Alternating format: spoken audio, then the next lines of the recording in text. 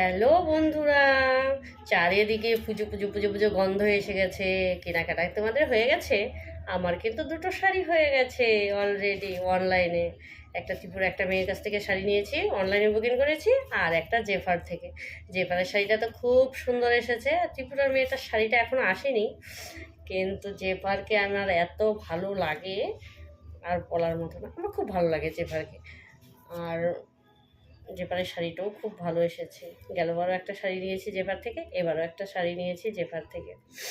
আর পাপাই শাড়িগুলো দেখি, কিন্তু পাপাই শাড়ি বুকিং করতে পারছি না। কী যে সমস্যা হয়ে গেছে পাপাই শাড়ির বুকিংটা।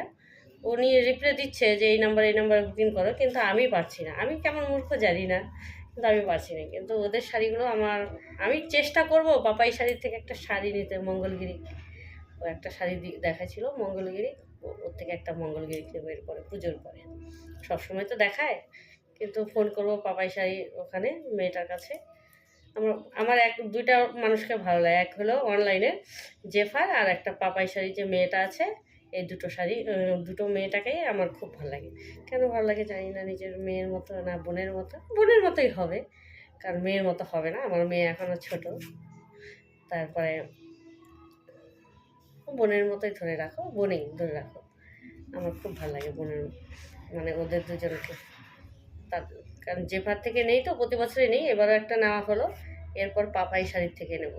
তো ত্রিপুরার মেয়েটার কাছ থেকে কি তাড়াতাড়ি বুকিং হয়ে গেল, কিন্তু ওর থেকে আমি পারছি না। গেলবারও অনেক চেষ্টা করছি, কিন্তু হয়নি বুকিংটা। এইবারও চেষ্টা করছি, কিন্তু হচ্ছে না। কেন যে হচ্ছে না আমি বুঝি না। ঠিক আছে।